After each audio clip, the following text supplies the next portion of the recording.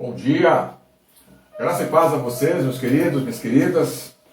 Que a graça e a paz do Senhor Jesus esteja com você, esteja na tua casa, esteja na tua vida.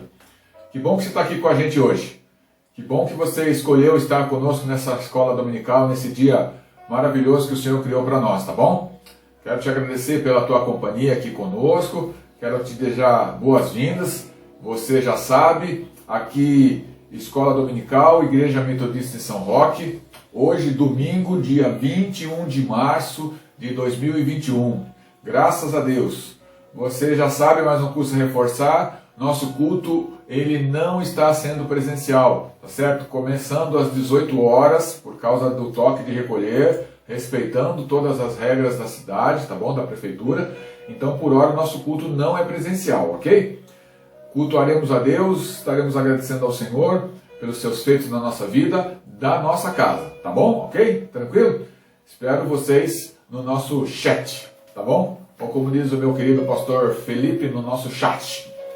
Estamos estudando a revista da editora Angular, a revista Maturidade Cristã, Fé, Experiência e Convivência, né? E hoje nós já estamos na lição número 6, acredite se quiser, 6.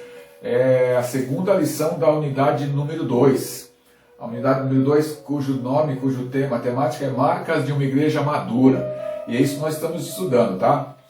E como você sabe, está nos acompanhando, semana passada nós falamos um pouco sobre a igreja de Éfeso, né? Cujo tema era Éfeso, maturidade na convivência. Paulo falando a respeito dos gentios e dos judeus, não é verdade? Deus em Jesus procura trazer e fazer um povo único, tá? Então, na semana passada e retrasada, né, nós dividimos a nossa aula em duas, então, nessas semanas, dia 7 e 14, nós estudamos um pouco sobre a igreja de Éfeso. E hoje, a igreja sobre a qual nós falaremos um pouco é a igreja fundada por Paulo na região da Galácia. A igreja, então, a igreja de Gálatas, tá bom? Nós vamos estudar o livro de Gálatas com o seguinte objetivo, meus queridos. Primeiro objetivo, refletir sobre a importância da maturidade bíblica, teológica e doutrinária. Ou seja, refletir, pensar sobre, tá bom? E vamos trabalhar para que tudo isso, né? Tudo isso o quê? A maturidade bíblica que nós vamos alcançar, a maturidade teológica, a maturidade doutrinária, ela seja refletida na vida e na missão da igreja, tá certo? Refletida aqui já então não no sentido de pensamento, mas no sentido de que nós possamos refletir, seja reflexo da nossa vida, na vida da nossa comunidade. Beleza? Para começarmos, né, então, um pouco sobre a Galácia ou região Gálata. E quero fazer um parêntese aqui, tá? Nós chamamos isso de contextualização, ou seja, apresentar um panorama geral é redundância, tá? Apresentar um panorama do ambiente, do cenário do momento, tá? Na nossa revista você vai sempre encontrar essa questão como fundamento bíblico, tá? Mas é a mesma coisa, tá bom? Então, os Gálatas.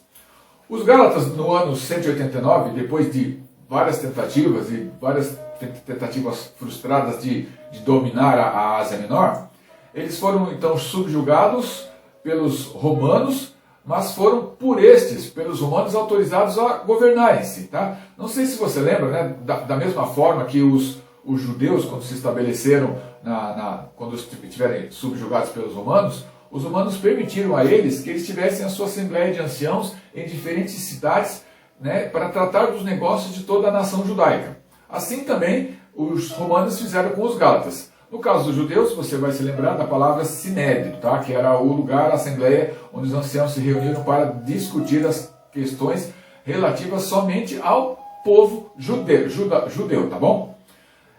Sobre os gálatas, então, foi somente no ano 25 a.C. que a Galácia tornou-se uma província romana, tá?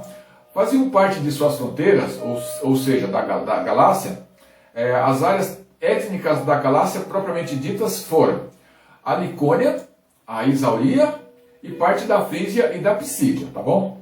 Essa província da Galácia compreendia cidades, você deve ter ouvido falar do nome de todas elas, porque Paulo as visitou na sua primeira viagem missionária. A província era compreendida pelas cidades de Antioquia da Psídia Icônio, Derbe e a cidade de Listra também, tá? Todas elas visitadas, como nós dissemos, pelo apóstolo Paulo na sua primeira viagem missionária, tá bom? E para a gente compreender melhor então a motivação de Paulo para escrever aos Gálatas, nós precisamos entender o seguinte sobre essa região, tá? Sobre essa região. Precisamos entender isso, né? Isso é fundamental para a gente compreender a motivação, o que levou Paulo a escrever essa carta, né? Aos Gálatas, e para nossa compreensão também no tema da aula de hoje, que é maturidade de doutrinas, ou seja, maturidade doutrinária, tá bom? Esses habitantes originais do norte da Galácia eram os frígios, tá? Muitos dos quais ainda permaneciam na época de Jesus, na época, ou seja, no primeiro século depois de Cristo, juntamente ali com alguns gregos que habitavam a região e uma grande comunidade, uma razoável comunidade de judeus já, tá bom? E embora a área fosse cosmopolita, ou seja, pessoas que vinham dos grandes centros urbanos, das grandes cidades, o elemento celta, presta atenção aqui, predominava. Entre as regiões que os celtas se instalaram, estava a Península Ibérica, que é a atual Portugal e Espanha, a Gália, região da atual França, as Ilhas Britânicas, onde fica a Irlanda e o Reino Unido, a Trácia, no leste europeu, tá? Atual Bulgária hoje, e na região da Ásia Menor, na atual Turquia, região da qual estamos falando agora, tá certo? Que é a Galácia. Ou seja, os caras estavam em todo lugar, tá bom? E essas pessoas, nós estamos falando aqui dos habitantes da Galácia, tá bom? Eram conhecidos por sua independência, mas também por sua disposição fácil à embriaguez, né? Ou seja, o famoso pingaiada, gostavam de uma cana, beberrões, como dizem alguns, tá bom? E esses habitantes também da região da Galácia, né? Frígios, celtas, eles tinham uma disposição inquisitiva. Ou seja, o que é disposição inquisitiva? Eles questionavam sobre tudo e sobre todos. E se você quiser, leia lá Atos 17, 10 a 11, você vai ler a respeito da presença de Paulo e Silas em Bereia e dos cristãos bereanos, né, que também perguntavam e queriam saber se aquilo que estava sendo ministrado a eles era realmente fundamentado na palavra do Senhor. Então você vai ver isso lá. E então esses habitantes da Galácia tinham uma disposição inquisitiva e eram facilmente impressionados com novas ideias, particularmente ideias de cunho religioso, sendo assim esses facilmente desviados e tinham uma certa fama de pessoas inconstantes, tá legal? Em questões religiosas, há evidências de que eles eram altamente supersticiosos e eram especialmente atraídos pelos ritos selvagens de uma denominada deusa chamada Cibéria, deusa da fertilidade da natureza, também conhecida como a deusa mãe, tá certo? E esse culto a essa deusa iniciou-se na Ásia Menor e espalhou-se por diversos territórios da Grécia Antiga. É fácil imaginar então, né, o impacto que o Evangelho de Cristo trouxe e pode ter causado em um povo de tal temperamento, né? Beberrões, voltados à adoração a deuses e de inconstância com relação à religião. Tá? A carta que Paulo escreve, então, reflete várias dessas características dos povos gálicos. A gente pode dizer assim que nas regiões da região sul, nas cidades da região sul, a influência grega foi muito mais pronunciada, especialmente entre os habitantes, entre os membros dessas cidades mais instruídos das comunidades, tá bom? Mas o elemento frígio ainda era forte entre os habitantes mais humildes. E estes, né, os habitantes mais humildes dessa região, também eram predominantemente devotos dessa deusa Cibele, tá? Embora o culto tivesse se modificado por causa das influências gregas que eles haviam sofrido. Então é isso, a carta de Paulo ela foi endereçada às pessoas cristãs convertidas ao cristianismo dessa época, dessa região, dessa província. E na carta de Paulo existe aqui um esquema bem claro, bem definido. Vou enumerar esse esquema para vocês aqui, tá certo? Primeiro, Paulo havia anunciado o Evangelho na Galácia, o que foi frutífero, o que foi definitivamente muito bem aceito. De fato, de verdade, as igrejas da Galácia receberam e aceitaram o Evangelho com ardor, com dedicação. E quando Paulo deixa a região, os novos cristãos ali, eles continuam o ministério, continuam a caminhada com grande entusiasmo, com grande alegria. Mas após a saída de Paulo, apareceram aí, nesse local, no mesmo lugar, alguns missionários judeus cristãos, conhecidos como judeus cristãos judaizantes, proclamando um evangelho diferente, baseado no quê? Baseado na lei, confundindo os evangelizados por Paulo. Alguns grupos aderiram, obviamente, à pastoral desses cristãos judaizantes, tá? Desses missionários. Mas os mais leais aos apóstolos, eles tomaram uma atitude. Quando Paulo estava em missão em um outro lugar, numa outra região, ele recebeu notícias dos seus leais que estavam na Galácia sobre essas divisões, sobre essas tensões que estavam acontecendo nas comunidades gálatas. Obviamente, Paulo ficou muito amargurado, ficou inconformado, e ele escreveu então uma missiva, escreveu uma carta, escreveu uma epístola e enviou aos Gálatas. Ele precisou escrever essa carta, essa missiva, essa epístola, por quê? Então Paulo, ele precisou escrever essa carta para reafirmar princípios fundamentais, importantes do Evangelho de Cristo. 2 são esses princípios, e se você quiser, leia lá, Gálatas 2:21, a salvação é pela graça. Gálatas 5, versículo 1, a liberdade que temos em Jesus Cristo, não existe nada que possa fazer, nenhuma lei superior a isso, tá certo? A intenção de Paulo era preservar o entendimento das pessoas quanto ao verdadeiro Evangelho. Por isso, na carta, ele adverte as comunidades de que elas estavam, sim, deixando se levar por outras ideias, acreditando em outro evangelho, e aqui eu coloco outro evangelho, né? Não existe outro evangelho, só existe o evangelho de Cristo, mas vamos chamar assim de outro evangelho, trazidos por missionários cristãos não judaizantes. E quais eram as recomendações desses missionários? Entre aspas também aqui. Eles recomendavam que os novos cristãos convertidos gentios da Galácia, eles fossem circuncidados. Lá vem de novo toda a briga de novo. Que eles observassem essa lei ritual. Circuncisão, exigências com relação à alimentação, observância do sábado, observância das festas religiosas, etc, etc, etc. Lembra que nós falamos nas 2 últimas aulas sobre isso também? Né? Sobre isso, lembra? Leia lá, Jeremias 9, 23 e 26. O que está escrito lá resumidamente, mas leia. Aquele que se gloriar-se, não se glorie na sua força, o forte, não se glorie na sua sabedoria, o sábio, mas aquele que se gloriar-se, glorie-se no Senhor, em conhecer e saber que eu sou Deus. Jeremias 9, 23 a 26. Resumindo, o que o Senhor requer de nós? Uma circuncisão espiritual. Lembra disso também, queridos? Legal. Então, em dado momento da história, esses chegam a ser confundidos, esses judeus, esses cristãos judaizantes, chegam a ser confundidos com os fariseus, que também eram defensores da circuncisão dos dos gentios. Leia lá Atos 15, de 1 a 6, você vai entender melhor essa situação. Essas eram as condições fundamentais, condições sem as quais, segundo esses missionários, eles não poderiam usufruir de todos os benefícios como novos convertidos que eles eram. Segundo eles, segundo esses judeus, esses cristãos judaizantes, os verdadeiros filhos de Abraão e Sara são os que conservavam, os que se conservavam fiéis à lei e se faziam circuncidar.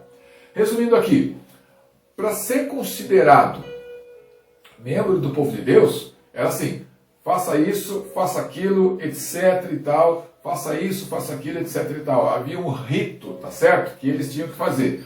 O que vai ser notado então na epístola que Paulo está escrevendo aos Gálatas, e é por isso que Paulo procura ensinar a eles, e é isso que Paulo procura ensinar a eles.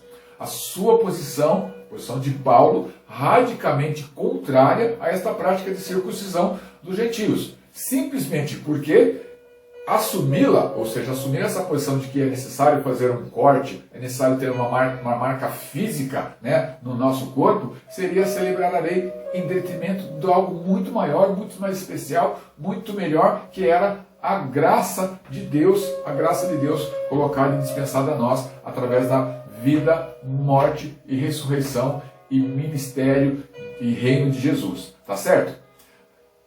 Gálatas 4:5, leia lá. É Jesus quem nos filia a Deus. Não é corte na carne, não é lei, não é regra alguma, tá bom? O que estava acontecendo na região? Com qual dificuldade Paulo tinha que lidar? Um sincretismo, vamos chamar de um sincretismo, obviamente nesse caso aqui, religioso, ou seja, uma mistura de sua religião anterior, de obras e mais obras, de feitos e mais feitos, de cumprir regras determinadas, com o evangelho, que é o evangelho maior, mais amplo, o evangelho da graça, tá? Nós até podemos compreender um pouco isso, né? Quando pessoas de outra religião, até de outra doutrina, de outra denominação, chegam à nossa igreja, as suas perspectivas elas são diferentes, né? Elas podem trazer uma força maior para aquilo que ela está entrando agora, na religião que ela está chegando agora, ou ela pode trazer uma debilidade à igreja atual, ou seja, aquilo que ela traz arraigado em si pode dividir a igreja que ela está vendo atual. Além de sincretismo religioso, vento de doutrina. Esta é a expressão que nossa lição traz, expressão que é bíblica e que nos alerta sobre essa realidade. Vamos ver então um prólogo aqui da nossa revista, o que ela fala a respeito de vento de doutrina. Eu vou ler, tá bom? Vento de doutrina. Vento de doutrina. Esta expressão bíblica nos alerta sobre a realidade de que ensinos equivocados acerca da fé em Jesus podem, como vento, soprar sobre a igreja e trazer sérios prejuízos. Uma igreja que caminha rumo à maturidade cristã se preocupa em conhecer, além de conhecer, se preocupa em se fundamentar em suas doutrinas, de forma que não seja levada por ensinamentos equivocados, nem se deixe enganar por movimentos descomprometidos com o quê? Com o anúncio do verdadeiro Evangelho de Jesus. Assim, você fala, existe evangelho falso? Não. Evangelho pleno? Não. Evangelho de Jesus já é verdadeiro. Evangelho de Jesus já é pleno. Mas aqui em contradição, né, contrário àquilo que estava sendo pregado para eles. Tá? Então, igreja, não se deixe enganar por movimentos descomprometidos com o anúncio do verdadeiro Evangelho de Jesus. A carta de Paulo à igreja da Galácia nos ajuda, a nós hoje, né, a refletir sobre essa marca importante de uma igreja madura, que é conhecer, ou seja, o conhecimento doutrinário. Tá bom, queridos? Então, vento de doutrina são ensinos errados. Efésios 4,14. Vamos ler? Efésios 4,14. Diz assim a palavra. Efésios 4,14. Para que não mais seja... Depois, se você quiser ler, né, o contexto daqui da palavra, que eu tô, do versículo que eu estou lendo, por favor, é até melhor.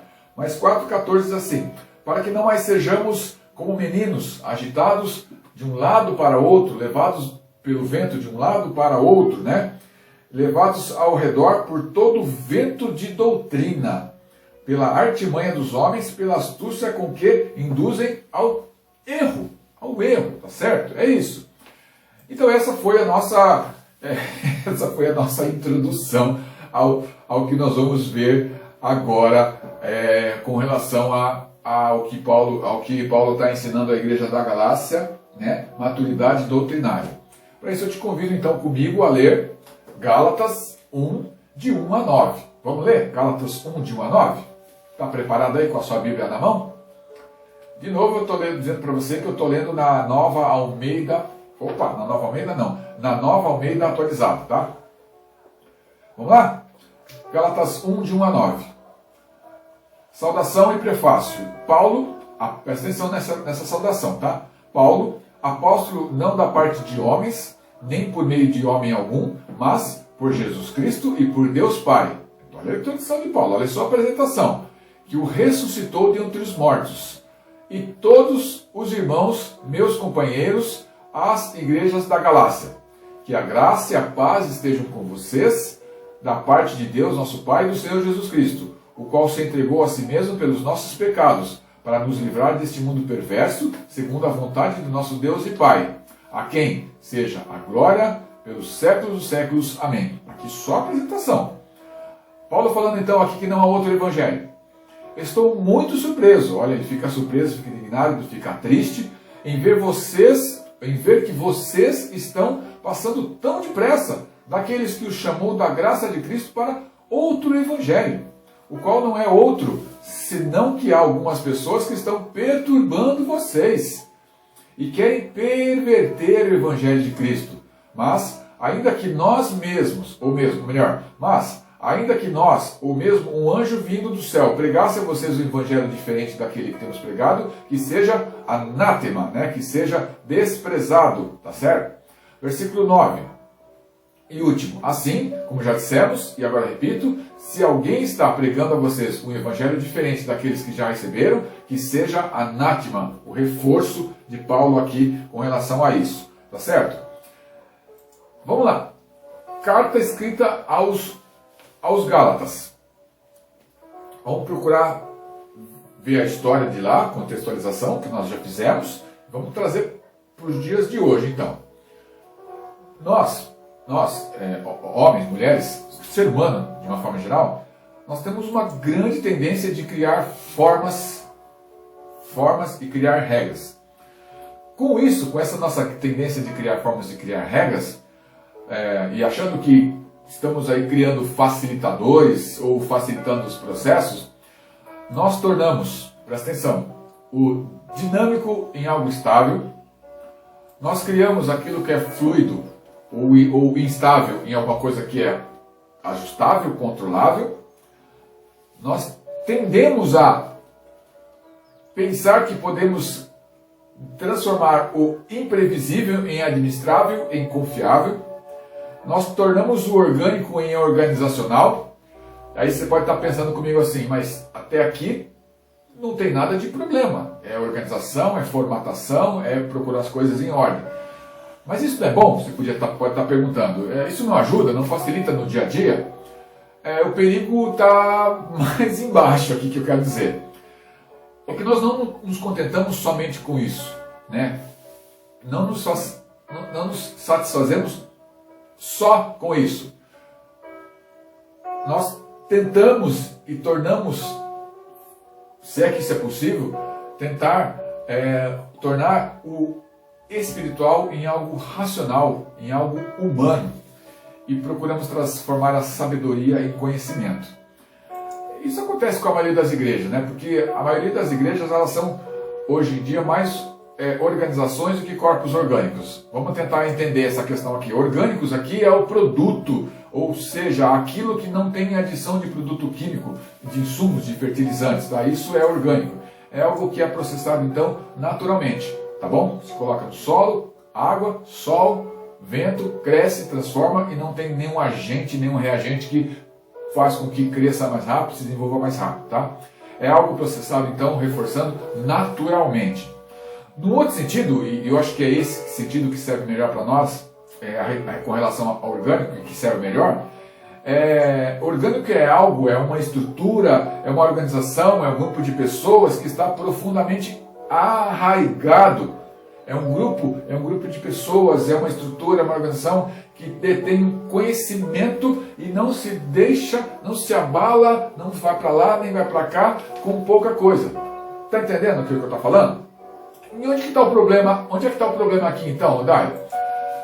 Na medida que se formaliza, ou que se procura dar formas, a criar limites, a essência da dependência de Deus e de um relacionamento comprometido e pessoal tende a ser reduzido a um singelo, a um simples currículo ou a um programa apenas. Você está me entendendo? Aquilo que é a vontade soberana de Deus, aquilo que é o imprevisível de Deus, aquilo que é o que Deus tem preparado para nós, que é muito grande, nós tendemos a tornar pequeno, porque nós queremos dar forma a essas coisas. Como eu costumo dizer, né, nós encaixotamos o Espírito Santo, nós colocamos dentro de Deus dentro de um dispenser pequeno, né, só para dar exemplo aqui de tic-tac, tá? Esse é o problema que Paulo encara de frente aqui em Gálatas. O problema de focar nas formas, que são os odres, é que nós podemos perder o significado, que é o vinho. É mais importante o odre, aquilo onde está guardado, ou é mais importante o vinho, que é a essência? Tá certo? Atualmente nós chamamos isso de ativismo na igreja, né? Nós enchemos o nosso calendário com programações, ocupamos todas as datas, e vamos que vamos fazer por fazer, o importante é fazer, e opa, peraí, não é bem assim, tá?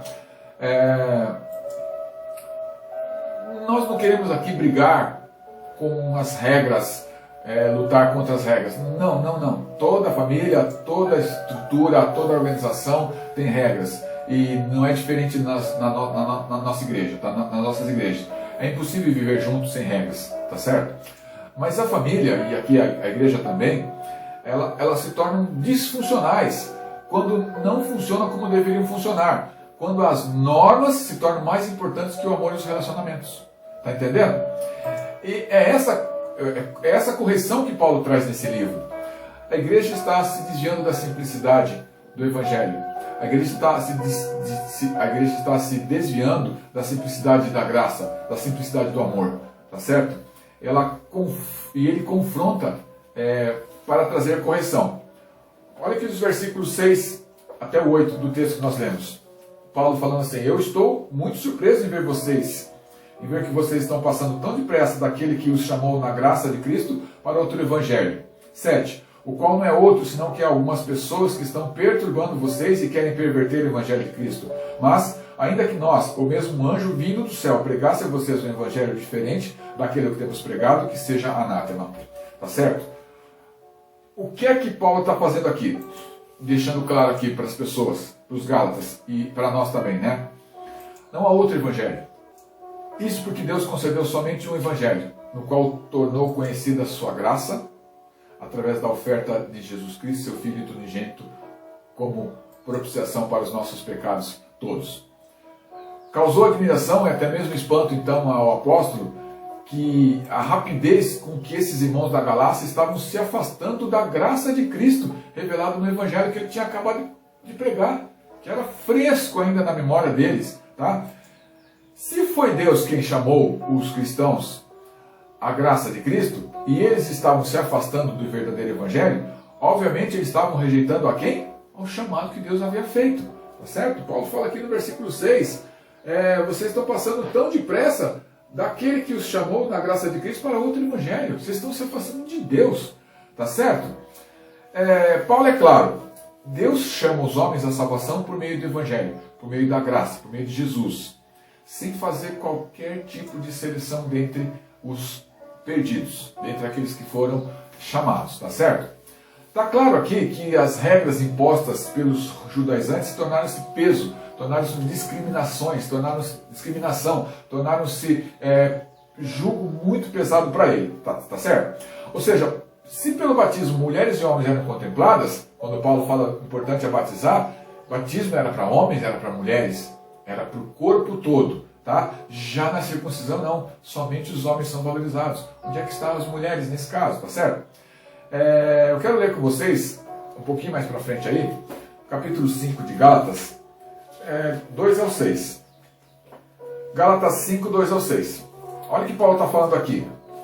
Lembrando que o tema do nosso estudo é 1 até 1 a 9, mas toda a carta de Paulo aos Gálatas contempla esse nosso estudo nessa lição aqui, tá bom? Eu, Paulo, lhes digo que se vocês se deixarem circuncidar, Cristo não terá valor nenhum para vocês. De novo, testifico a todo homem que se deixa circuncidar que este homem está obrigado a guardar toda a lei. Novamente, acaba a graça, acaba aquilo que Jesus fez por nós. Você vai ter que respeitar todos os 600 e tantos mandamentos de novo da lei. Vocês que procuram justificar-se pela lei estão separados de Cristo. Ele é enfático nisso, tá? Vocês caíram da graça de Deus. Meu Deus, porque nós, pelo Espírito, aguardamos a esperança da justiça que provém de fé. Porque em Cristo, nem a circuncisão, nem a incircuncisão tem valor algum, mas a fé que atua por meio do amor. Isso sim é importante. E para ficar mais claro, eu volto para o versículo 1. Para a liberdade foi que Cristo nos libertou. Permaneçam, pois, firmes e não se submetam de novo a jugo da escravidão. Volta ao passado, volta à lei. Não, permaneçam no que você já conhece, permaneçam na graça, estejam debaixo da graça de Jesus. Então Paulo, além de não aceitar, ele entendia a necessidade de combater as interpretações equivocadas. Assim, ele procura fazer com que os Gálatas tragam à sua memória os tempos da liberdade encontrada em Cristo.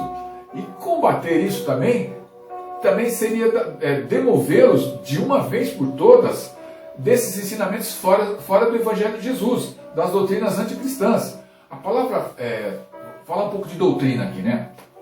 A palavra doutrina, que muitas vezes ganha um caráter pejorativo, ela deve ser encarada aqui de forma positiva, eu diria assim, de forma bastante positiva, tá bom? Doutrina, vamos lá? Vamos ver o que é doutrina?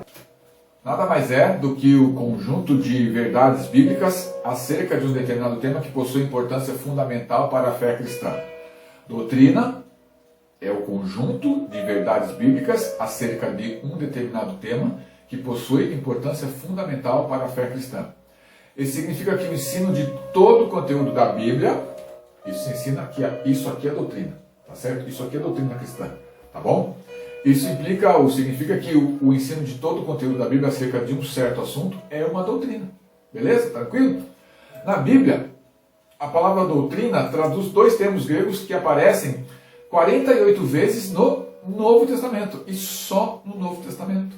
Tá? Porque no Antigo Testamento se referia à lei, se referia aos profetas, se referia à Torá. Tá bom? E é só no Novo Testamento que aparece. E que palavras são essas? Didascalia e didaquê. Esses termos basicamente significam ensinamento, tá certo? Enfatizando tanto o ato quanto o conteúdo do ensino, ou seja, didascalia e didaquê era tanto o ato de aprender quanto o ensinar também, tá? Quanto o conteúdo desse ensino. A maioria das religiões possui suas doutrinas, a gente sabe disso, né? E essas doutrinas elas existem com o intuito de expressar as suas crenças que constituem os seus sistemas religiosos. Não estamos aqui para discutir doutrina de denominações, nada disso, tá? Nós queremos discutir doutrinas bíblicas. E com isso, né, e essa regra ela precisa ficar muito clara para nós. Para nós que estamos aqui estudando essa questão da lição que é a maturidade doutrinária. Para nós, a doutrina cristã ela possui um caráter singular, tá certo? Isso porque ela não se baseia, né, não se fundamenta em meras tradições, em experiências pessoais, na observação de eventos, de fenômenos naturais. Não.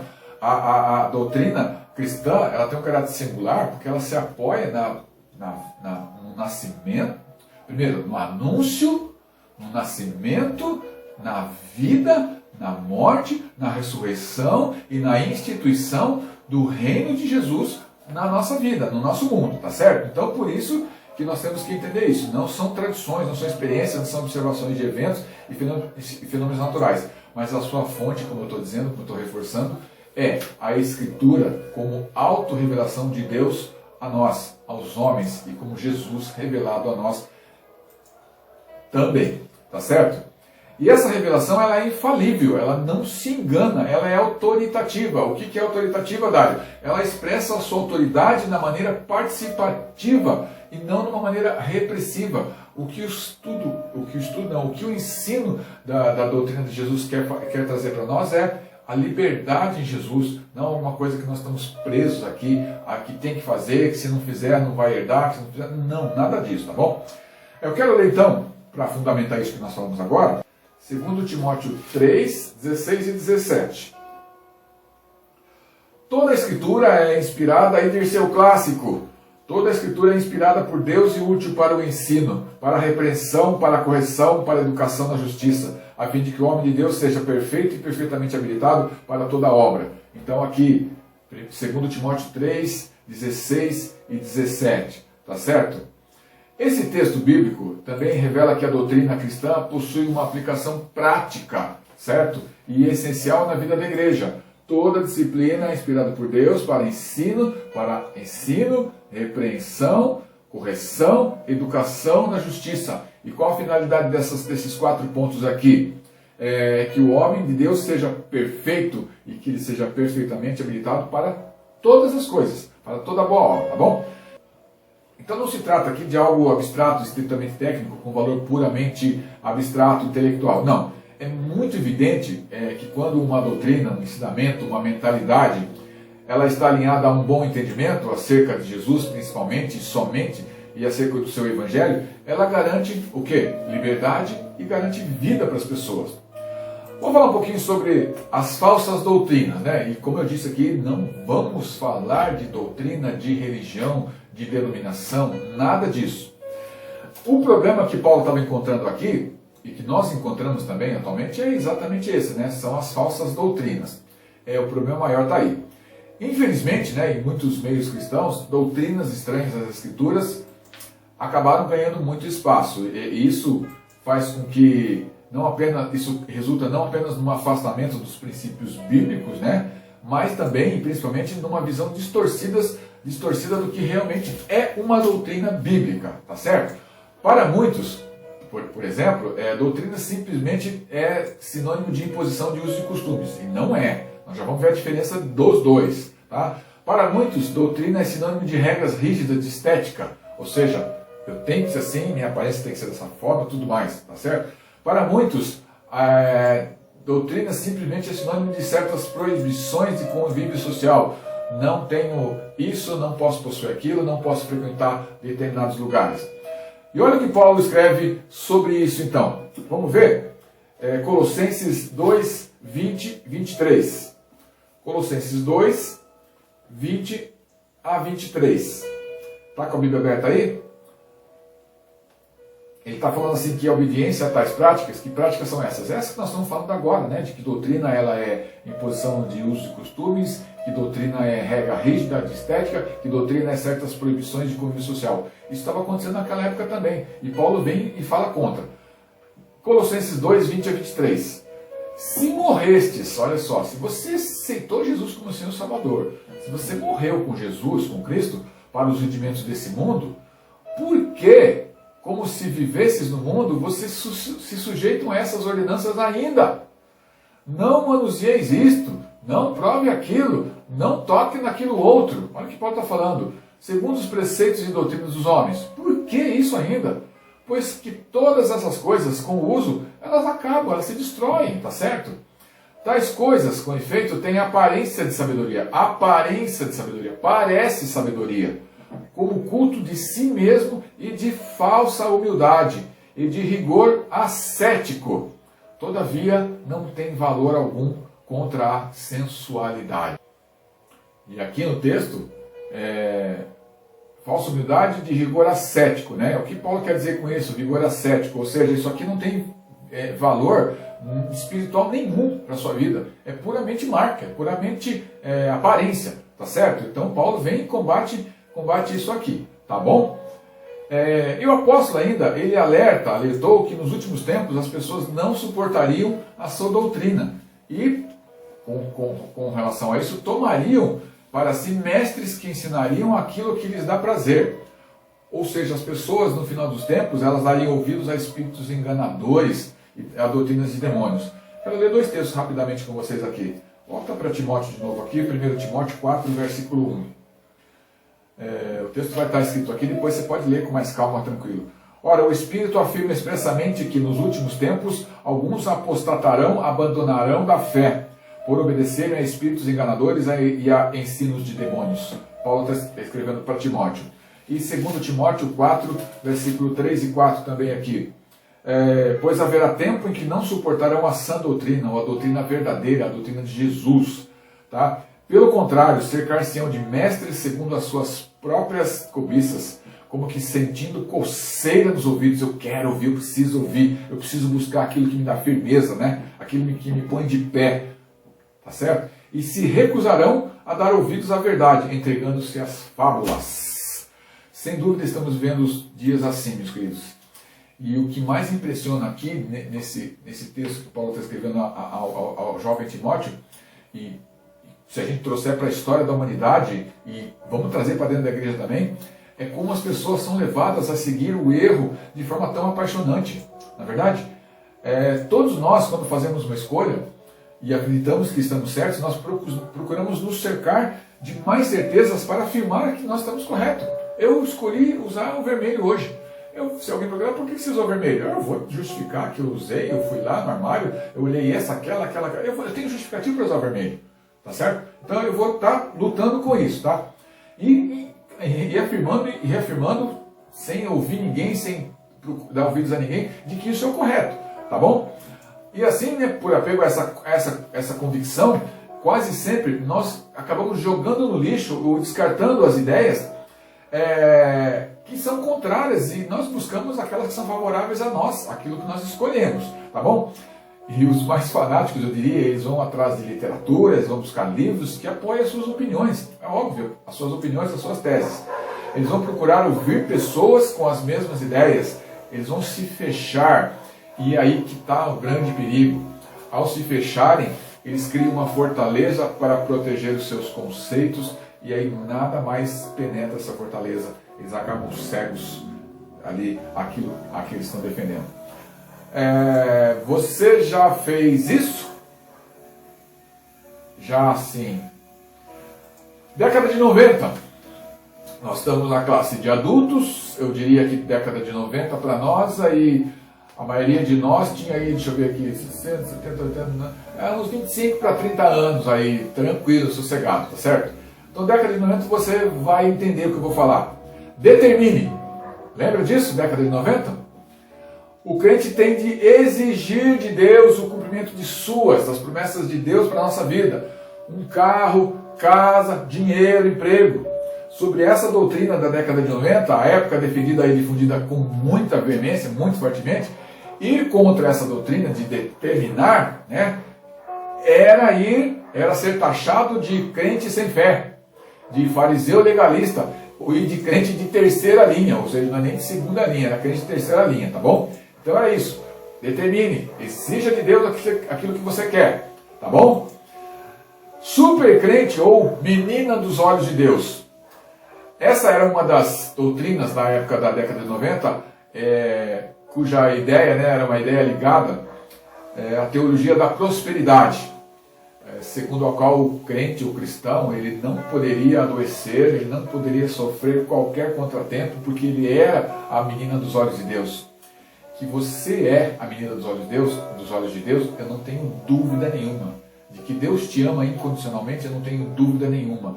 Agora, atribuir a isso, né, super crente, de que nada vai me acontecer, você está indo contra os ensinamentos, contra as palavras de Jesus. Que nós passaríamos por tribulações, mas que nós venceríamos as tribulações, que nós faríamos coisas muito maiores daquelas as quais ele fez. Tá certo?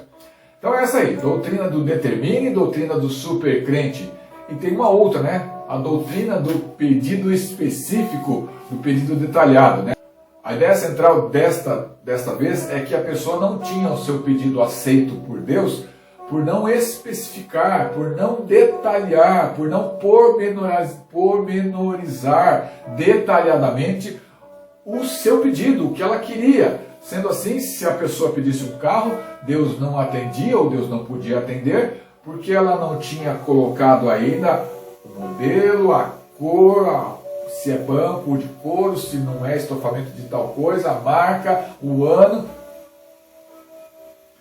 Se a pessoa pedisse um carro para Deus e Deus não podia entregá-lo porque ele não sabia qual era o modelo, qual era a cor, qual era o ano. Ai, Jesus, vento de doutrina. É isso, meus irmãos, é isso, minhas irmãs. Vento de doutrina. O ponto comum aqui, desses ventos de doutrina, é que eles focam em um ponto específico. Batismo, dom, circuncisão ou não, etc, etc. Depois de focar num ponto comum para aquela determinada denominação, eles colocam esse ponto como sendo o ponto vital para a fé cristã e para a vida pessoal da pessoa. Tá? Então, se você não fizer isso, se você não for a menina dos olhos de Deus, se você não determinar, se você não pedir, se você não pormenorizar, para. Tá? Entretanto, depois de certo tempo, essa doutrina caduca. Como caducou essa que nós falamos agora, esses 3 exemplos que nós demos aqui, pela própria falta de consistência bíblica que elas não têm, tá certo? Pela maneira como elas, né, decepcionam vários dos seus apaixonados seguidores ou defensores, e que simplesmente deixam, depois de determinado tempo, de falar delas, ou pensam, ou passam a agir de outra maneira, e em alguns casos até perigoso, passam a defender a seguir outro vento, tá bom? Nós, como pessoas, como seres humanos, somos cheios de conceitos, somos cheios de preconceitos, ninguém está livre disso. Nós podemos estar defendendo um erro de forma apaixonada. Salmo 19, 12, você já conhece, mas eu quero ler com você. Salmo 19, 12 diz assim: quem há que possa discernir as próprias faltas? Senhor, absolve-me das que me são ocultas. A pergunta feita pelo salmista aqui, né? Quem há que possa discernir as próprias faltas? Cabe para nós também. Seria uma máxima para toda a humanidade. Não vamos deixar de errar enquanto estivermos por aqui, nesta vida terrena. Mas, de novo, eu já falei isso algumas outras vezes aqui, né? Mas nós temos que, pelo menos, procurar errar menos. Os nossos erros, elas têm que estar na prateleira, na categoria de acidentes. Acidentes acontecem. Pelo menos na categoria de acidentes. Tá certo? Um provável e possível segredo para se errar menos, vamos ver? É ter humildade, é colocar nossos interesses e vontades subjugados a quem? A Cristo. É estarmos debaixo da sua vontade para o bem coletivo e para a valorização da nossa vida e da vida do próximo. A nossa revista, ela traz aqui, e eu quero estudar resumidamente com vocês esses 4 pontos, 4 princípios importantes no caminho do crescimento doutrinário. Esses 4 princípios aqui. 1. Diferenciar a doutrina de costumes. 2. Julgar o que se ouve. 3. Conhecer bem a doutrina da nossa igreja. E 4. Conhecer quem vem em nome de Deus. Tá certo? Então vamos lá. Resumidamente, a revista ela traz mais detalhadamente. Vamos resumir aqui. Diferenciar a doutrina de costumes. Basta a definição dos dois. Doutrina, como dissemos, é um ensinamento que tem uma base bíblica, um fundamento bíblico, de modo que se torna uma regra de fé e prática considerada essencial, inegociável. Doutrina inegociável.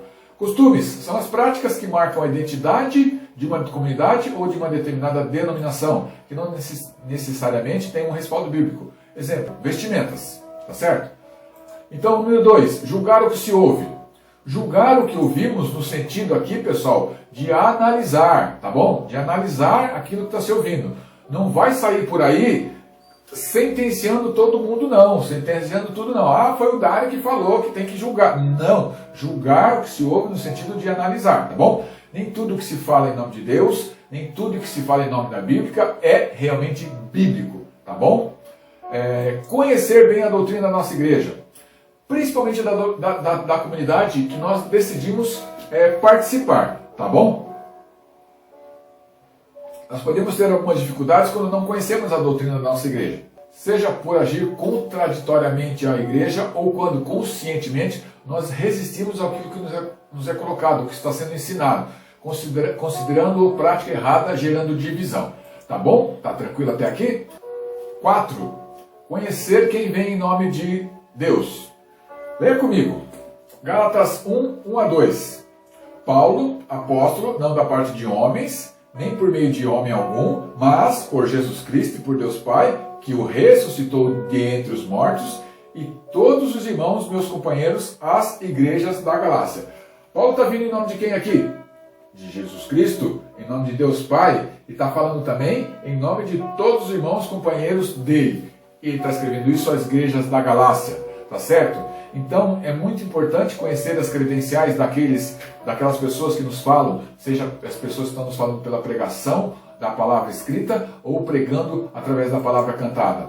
E o que Paulo recomenda então aí? Aí eu de novo quero ler com vocês 2 Timóteo, vamos voltar para 2 Timóteo aqui, capítulo 4, Tessalonicenses, 1º, 2 Timóteo, capítulo 4, versículo 5 apenas.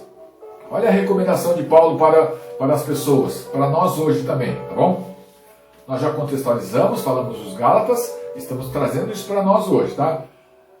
Você, porém, ou ele usa aqui o pronome tu porém, ser sóbrio em todas as coisas, suporta as aflições, faz o trabalho de um evangelista, cumpre cabalmente o teu ministério. Paulo falando a Timóteo e para nós hoje. E por fim, meus queridos, e por fim, minhas lindas, encerrando, é óbvio que é importante nós atentarmos às falsas doutrinas que se chegam a nós por meio de cânticos, por meio de sermões. Nós não podemos acolhê-las, e muito menos sabendo que são falsas, reproduzi-las, tá certo? Uma igreja madura, e esse é o tema da nossa unidade aqui, marcas de uma igreja madura, ela cuida daquilo que ela canta, ela cuida do que canta, ela cuida do que prega, ela cuida daquilo que ela tem testemunhado. Maturidade doutrinária, que é o tema da nossa revista aqui, se alcança com estudo, com reflexão, com conversa, com diálogo. Maturidade doutrinária se alcança com resistência, ou seja, resistência a quê? Resistir àquilo que quer nos afastar de Deus.